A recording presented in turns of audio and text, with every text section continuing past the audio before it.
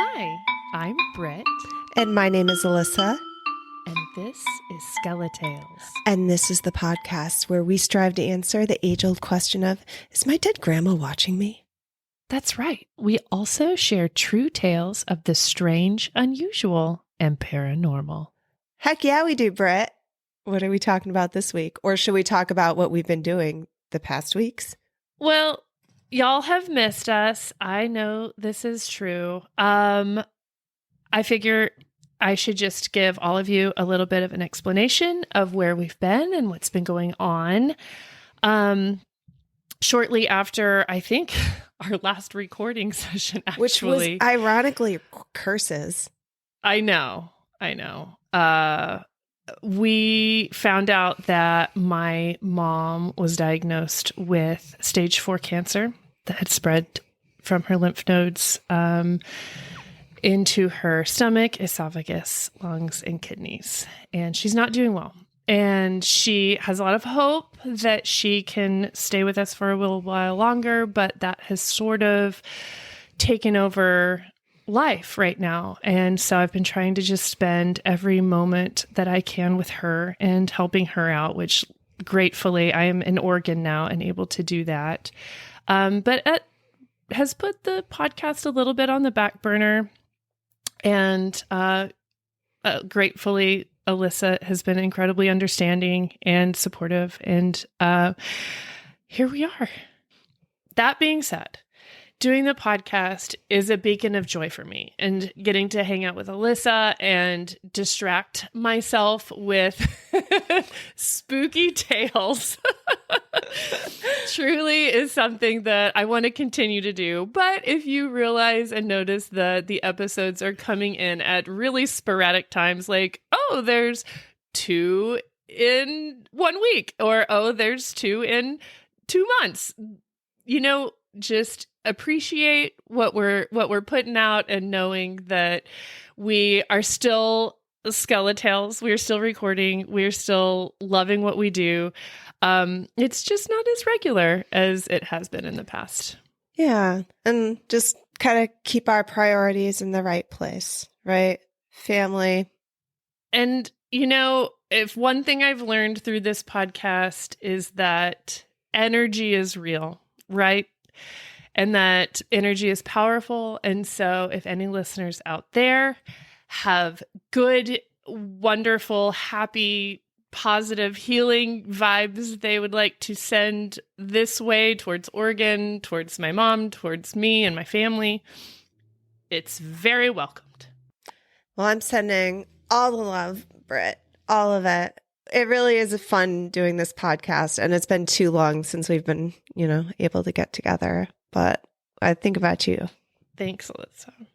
We're at the beginning of spooky season 2, and I have not told you this yet, but about a week ago, I put up all of my Halloween decorations. I think it was a little bit of a comfort thing for me. Yes. I bought a huge ass inflatable spider that's in my yard. I'll have to post some pictures on social media, but yes, I am ready for the spooky season.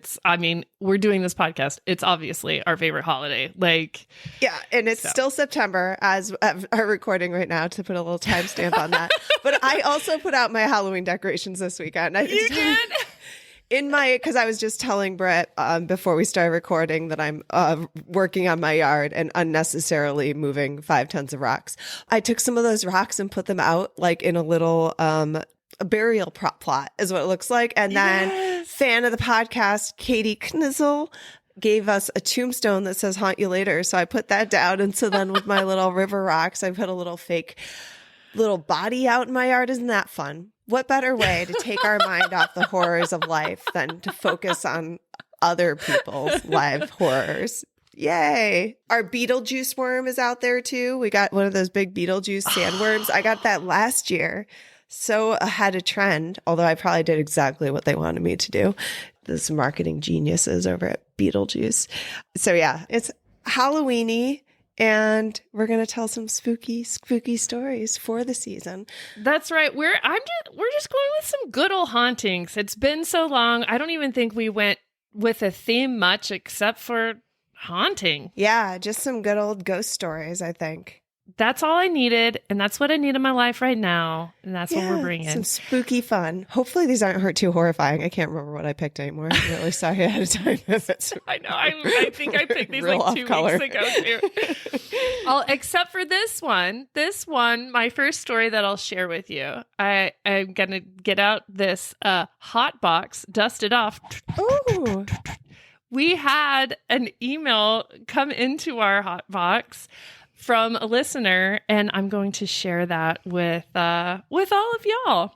They say, "Hi, I had a visit recently. A few months ago, I awoke in bed and saw a young boy on the other side near my sleeping husband. I didn't want to tell the young boy in a loud voice, so I mouthed to him that he didn't belong here. Leave and never come back." And then soon after that, he was gone. The next morning, I was talking to my husband about it, and he said that he woke up and saw the same little boy and that he thought that it was a dream all along. We both know it wasn't a dream because we both described him the same exact way. Just wanted to share to you. Thanks, Mandy. That was from a listener told that story. Oh my God. I was really waiting for like the punchline where it was like, it was just my son, because I say that stuff. I'm like, go away. You don't belong here. It's 5:45 a.m. Go back to bed. I've horrifying. Absolutely been freaked out by my son standing in the doorway in the middle of the night. And I'm like, ghost. Oh no, go back to bed. I have a friend that whose daughter sleepwalks. She found her sitting at the very top of a bookshelf, and she's always crying because she's like upset. So she's crying asleep and like sitting up there. She's like some little doll. It was like horrifying. And then she one time found her with knives in her hands, crying in the kitchen. Like, this is a tiny little girl. That's terrifying. I know. Mandy, your situation sounds pretty good. No, it doesn't. Because it's not a sleepwalking child with knives. Yes. I'm impressed she was brave enough to talk to him. I would have just wide-eyed been like, who are you? I would have been terrified he'd look at me and try to make eye contact Slowly and have this like slow. Yeah, no. You don't. That's like seeing a bear in the wild. Like, you just try not to move. Once you're spotted, it's all over. What you're supposed to do when you see a bear, and maybe also a ghost, is you just very loudly clap, "Hey, bear!" Oh, yeah, scream, "Hey, ghost! Hey, ghost!" I like this better. See what happens. Okay, ghosts. Let's test this out. I love that was written by a listener. Thank you so much, Mandy, for writing in. Yes, thank you so much, Mandy. Alissa, do you have a story to share? I do have a story to share. So this one comes from Doug. And they say, "I've seen 2 ghosts and heard a third one. The first ghost I saw was out west while staying at a campsite. I was 13 years old. I woke up about 2 or 3 a.m. and was looking out one of the camper windows. To my left, a couple of 100 yards, were the restrooms. As I was looking out of the window, I saw someone moving from the right to my left, headed in the direction of the restrooms. At first, I could not make out if it was a man or a woman. As the figure got closer, I could tell it was a woman, and she appeared to be wearing a see-through nightgown, which was white. I kind of smiled to myself, thinking this woman wasn't thinking anyone would be up at this time, and she took a chance of going to the restroom without anyone seeing her. But then, as she got closer, I realized she was see-through too. She was moving in a straight line and was not looking to the left or right. She was also hovering above the ground a few inches. Her legs were not moving, and she appeared to glide over the ground. As she passed by, it looked like wisps of smoke or a vapor were trailing her. I closed my eyes and eventually fell back to sleep. I don't know who she was or what she was, but I have never forgotten it. The second ghost was while I was working in a hospital. It was close to shift change at a little before 11 p.m. I was going to give a patient a breathing treatment. I was a respiratory therapist. This particular part of the hospital had a long hallway with 3 patient rooms at the end. They were about 50 feet from their nurse's station. As I passed room 238, I looked in and saw a young woman sitting on the side of the second bed farthest from the door. She was in a hospital gown and had her head down with her hands folded in her lap.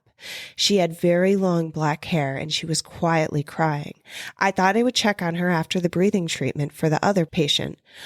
I took 2 steps and stopped. I thought this woman needed assistance and the breathing treatment could wait a few minutes. I turned and saw nothing in the hallway. I took 2 steps back and entered the room.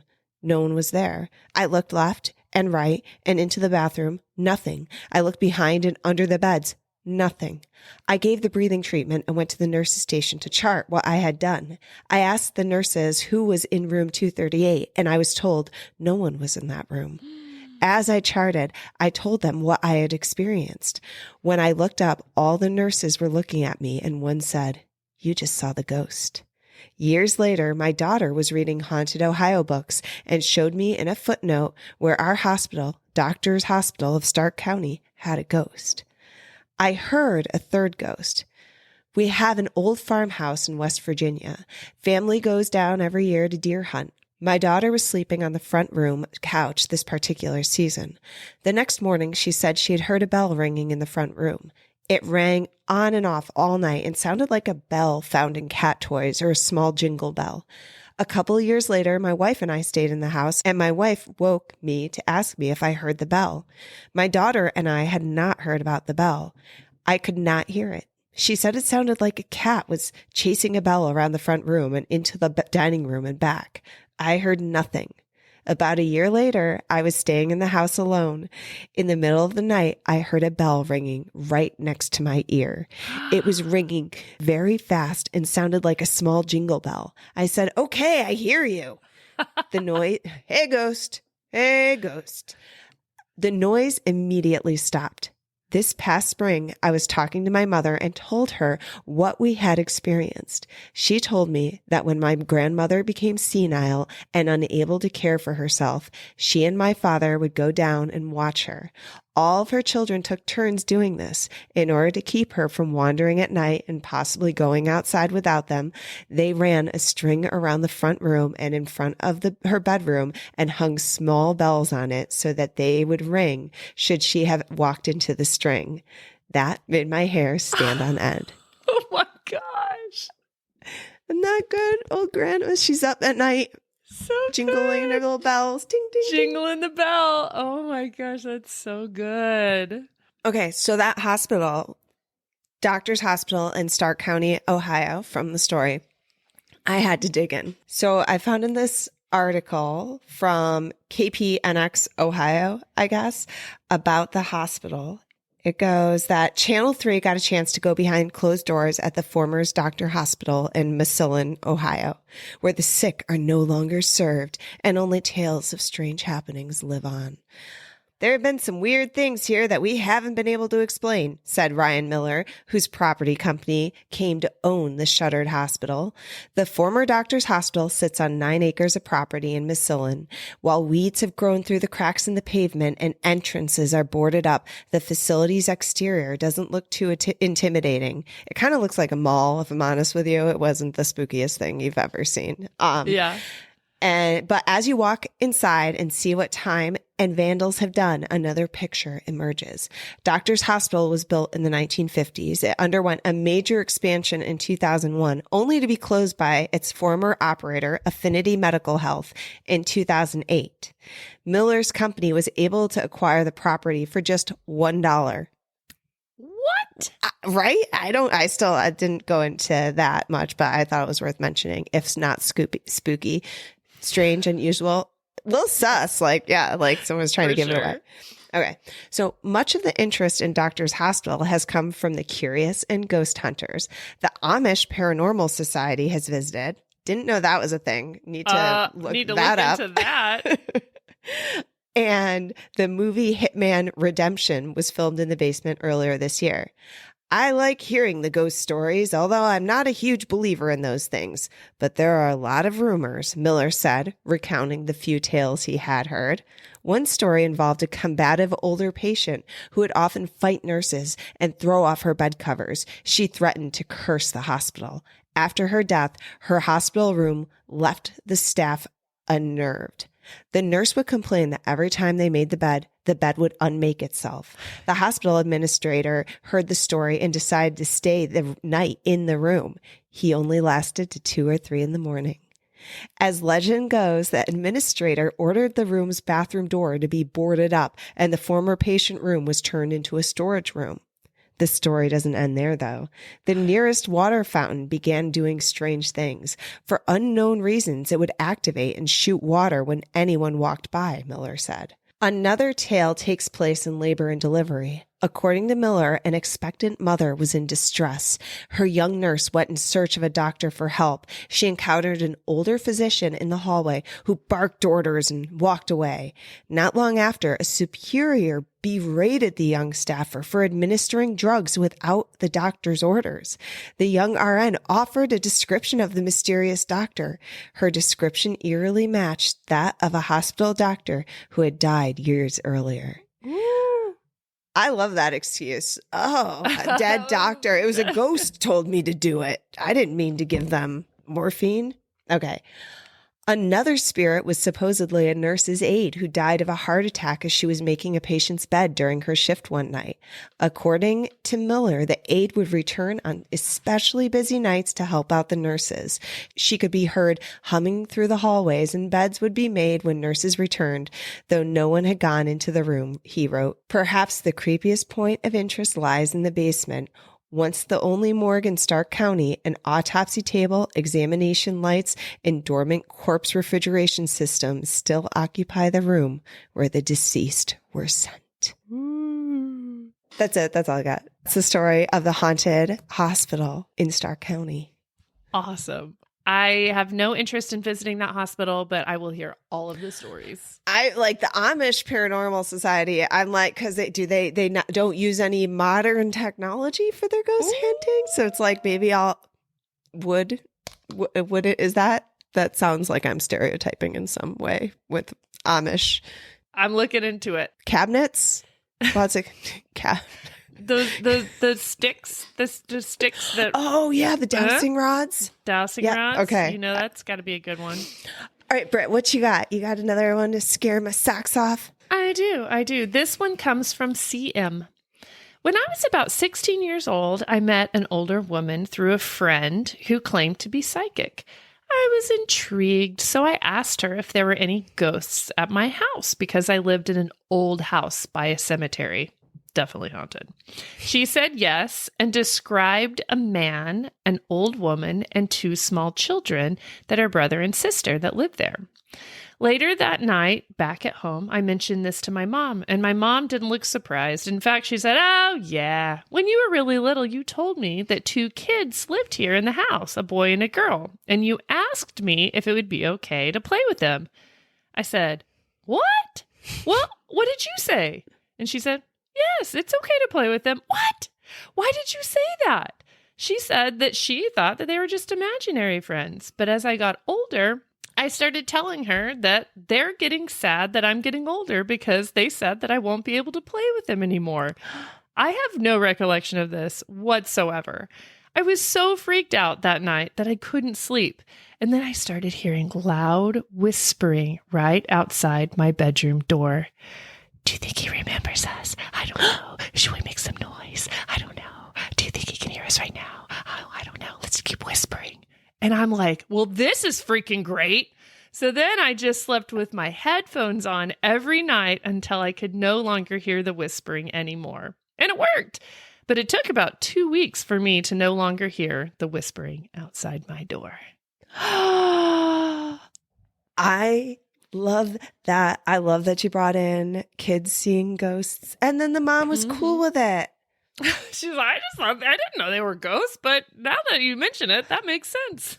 How relieving for those ghosts. How relieved were they to hear that? They're like, oh, awesome. We can stay. They're chill with us. We get to play. We're good. Yeah.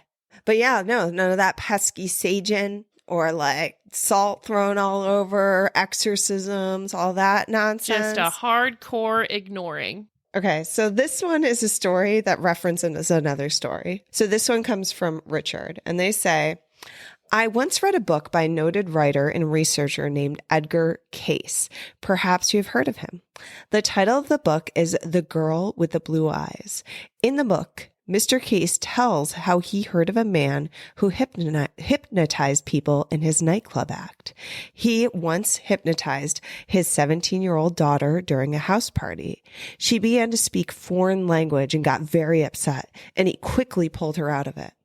Later, he felt like the language she had spoken was French or a dialect of French. Anyway, word got around and Mr. Cayce contacted the man and asked him if he'd be willing to hypnotize the girl again in his presence with translators and recording equipment present. After a little back and forth, the man and his daughter agreed to this so they could find out what was going on. The girl had never studied French or any other foreign language and never even met anyone who spoke French. There's absolutely no way she could have spoken French. During the session, the girl again began getting upset and speaking French. The father was reluctant, but Mr. Cayce convinced him to allow him to question her further to get some answers, and he agreed. The girl was speaking as a young woman who lived in a small mill town in French Quebec, Canada, circa late 19th century. She was married to an abusive husband and had 2 or 3 kids. Under hypnosis, she was upset because her husband was beating her and the kids. She said he was killing them. Before the session ended, she gave the family name and the name of the town. Mr. Cayce thanked the man and his daughter and told them he was going to go to that town and try to document the things that the girl had said under hypnosis. He finally managed to find the little town. The mill was many long years out of business, and only the ruin of the facility still existed. The town fell into decline when the mill closed down, and most of the town's population had moved off or passed away. There were still a few very old people that remembered the mill and the stories they'd heard about the family and the murders of a wife and her kids. He even located the old abandoned house and yard where the murders occurred. I can't remember what it was, but in the yard, he found something that the girl had mentioned. And finally, he found the cemetery where they were buried and was able to identify their graves. There are just not too many ways to explain how this young high school girl could know and tell this story in a foreign language unless she lived it. I'm getting the creeps just thinking about it. This person goes on to say, lots of people, famous and not so famous people, have claimed to live as other people before. General George Patton and actress Shirley MacLaine are 2 to mention who are very outspoken about their past lives. I believe Shirley MacLaine even wrote a book about it. A lot of people claim to be in reincarnations of famous people from the past. I have my doubts about all of that, but still, it's a very interesting subject. Unlike the ghost stuff, I would like to know before I cash in my chips whether or not there is such a thing as reincarnation. Shirley MacLaine, interestingly, thought she was Queen Victoria's mother. Okay. Back in a previous life. She was also like in a harem back in like Turkey. She lived a lot of past lives. I did not know much about Shirley MacLaine. Do you know who she is? She's like, I do know who she is. Okay. I haven't read her biography or anything. No, she's always kind of angry in movies. I feel like she kind of has an angry role and not someone I would pin on being like kind of very new age, Woo-woo. like Yeah. woo-woo.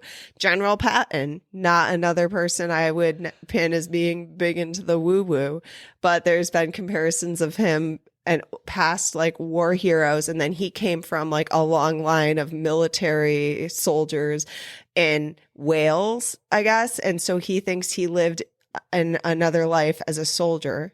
And that's how he has all this like war strategy. He was like born knowing war strategy. So interesting.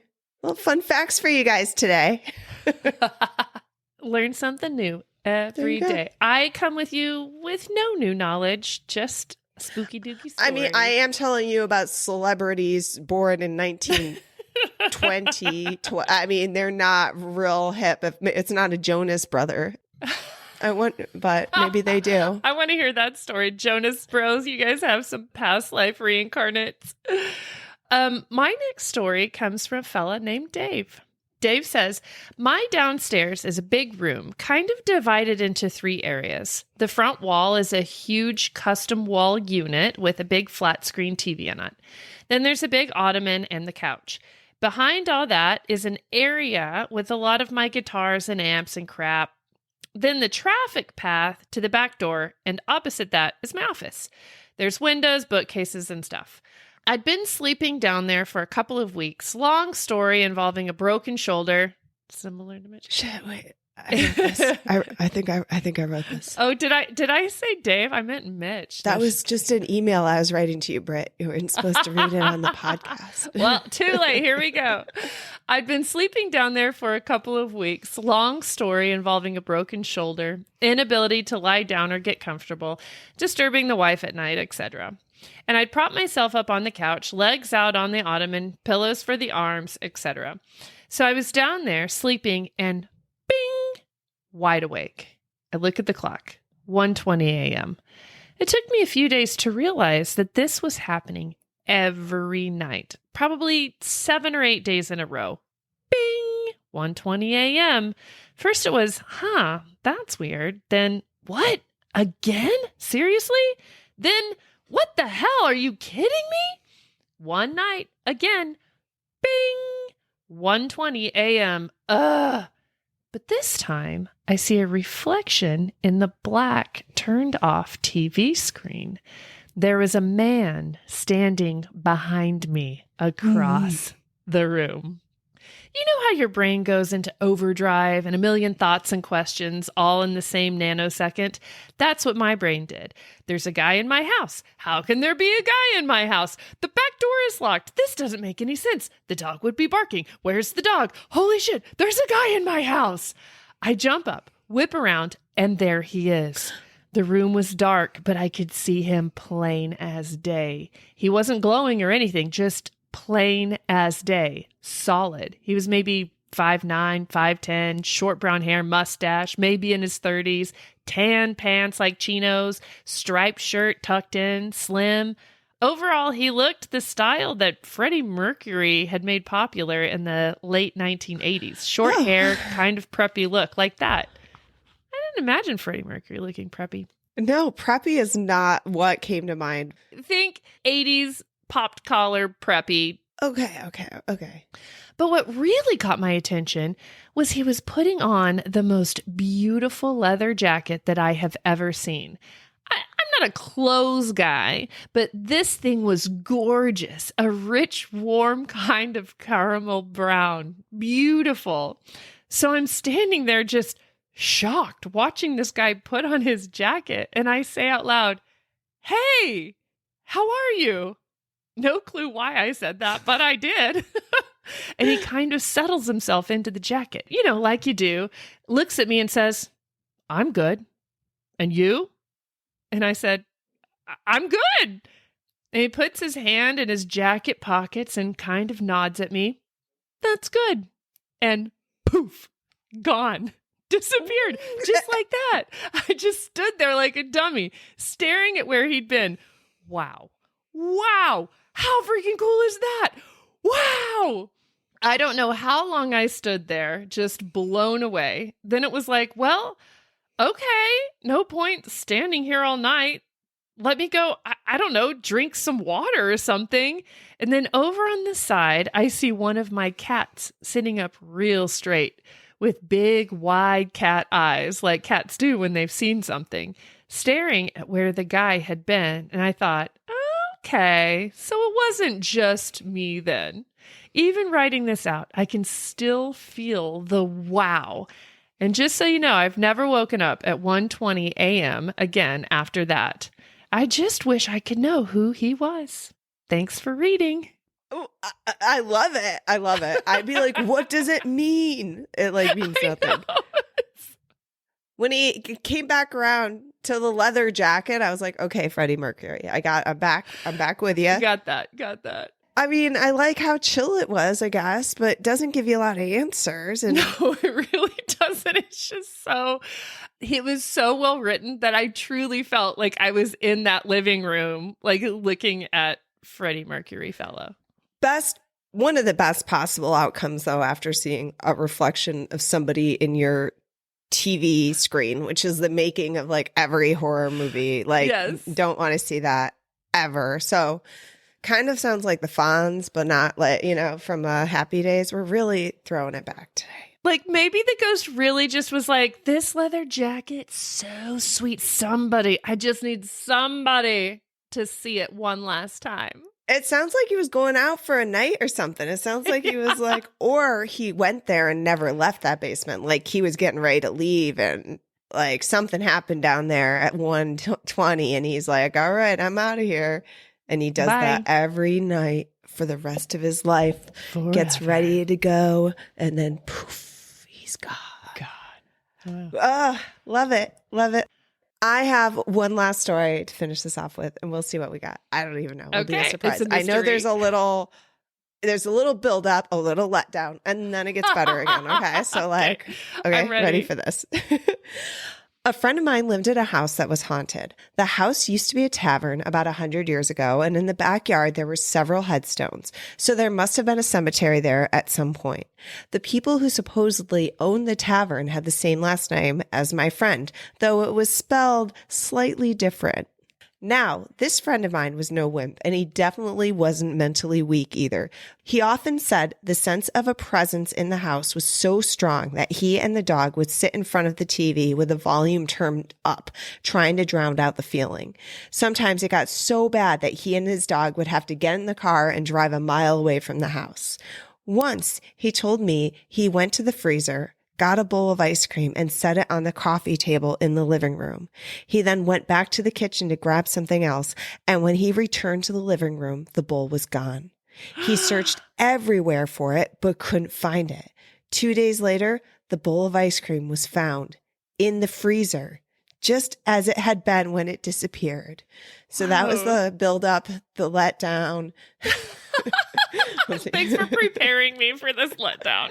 Okay, that was it. His sister is still afraid to be alone at night. While living in that house, she would get up in the middle of the night to use the bathroom, and she would feel a draft against her back. When she turned around, she saw a headless, tall figure in a trench coat coming toward her. Another friend went to visit, and after knocking on the door, heard a voice say, "Come on in." When he entered, he found he was the only person there. This friend and the one who lived in the house would sometimes turn off all the lights at night and then go outside to watch as lights would turn on upstairs and move from room to room. The people who live in the house now still say strange things happen. Some friends and I took a drive at night to a bridge said to have strange occurrences. The story was that if you stopped your car on the bridge and turned off the engine, you could hear a baby crying up the creek. Supposedly, the car wouldn't restart and you'd have to push it across the bridge. We didn't experience that, but we did play a prank on the next car.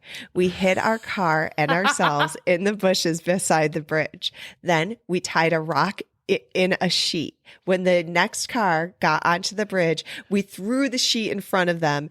Oh man, that car took off like a scared rabbit. We all busted out laughing. The bridge is mentioned in ghost searches online. It's in Canal Fulton, Ohio, and I think it's called the Crying Bridge. And so I actually went and I looked up the Crying Bridge, and the Crybaby Bridge in Canal Fulton, Ohio is a popular local legend tied to the broader phenomenon of crying baby bridges found throughout the United States.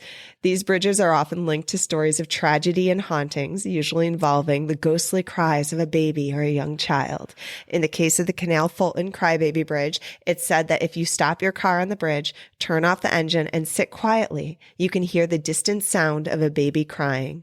The origins of the tale are varied. Some versions say a mother threw her baby into the creek below in a fit of despair, while others claim it was an accident and she dropped the baby. And now the spirit of the child haunts the area. A few versions of the legend also state that the car won't start again after the crying is heard, adding a sense of danger to the visit. Locals and ghost hunters sometimes visit the bridge at night to experience these supernatural phenomena, although most encounters are chalked up to urban legend. I love that they pranked the car behind them. I knew that you would, because I'm like, this is some shit Britt would do. Finished it off. Mwah, mwah. That's what I would do all night. What are we doing Friday night? We're going to go sit at the bottom of the bridge. It is a fabulous idea. Go find your local haunted spot and haunt the shit out of the kids that are going there. All the teenagers. Don't get shot. Be safe. Be fun. But 'tis the season, children. 'Tis the season. On that note, woo! Prank everyone. Yes. And like Britt's math teacher says, please don't egg the houses because it's really hard to get off the paint, apparently. Britt knows this. You remember that? It's true. Fun facts. It was your math teacher, right? I think so. So. Oh, okay. Oh, man. If you have a ghostly tale like Mandy did that you would like to share with us, even if you want to just email us to say, hey, I care about you guys, keep up the good work, send that into the hot box. The email is skelltailspodcast@gmail.com. Same if you want to leave your story or tale or compliment in written form. No, the worded form, spoken form, you could call the hot box. No. Oh, God, I haven't done this in so long. Oh, you should call the Skelltails hotline. And that number is 302-689-DEAD. 302-689-3323. Don't worry, it's just a voicemail. Nobody's going to actually answer that phone call. And you can call back a couple times to leave the whole thing. That's right. We are on all of the socials, Facebook, Instagram, TikTok, YouTube. You can go listen to all of our previous podcasts are on YouTube. If you don't want to listen on Apple Podcasts or whatever, go over there. You should go check out our Etsy shop where there's all sorts of cool stuff. And Britt is slaving over little ghosts in a bottle for y'all. Yes, our wild caught ghosts are flying off the shelf. I mean, flying. Her house is infested. She's been catching them every day, the new house. And so... I know, bottling them up just for you, and you can get your own. That's at skelltailspodcast.etsy.com. Pretty sure. I think try it out. Sounds about right. Alissa, is there anything else that we forgot? Oh, wait a minute. There was one more thing. I'll check my computer here. Haunt you later.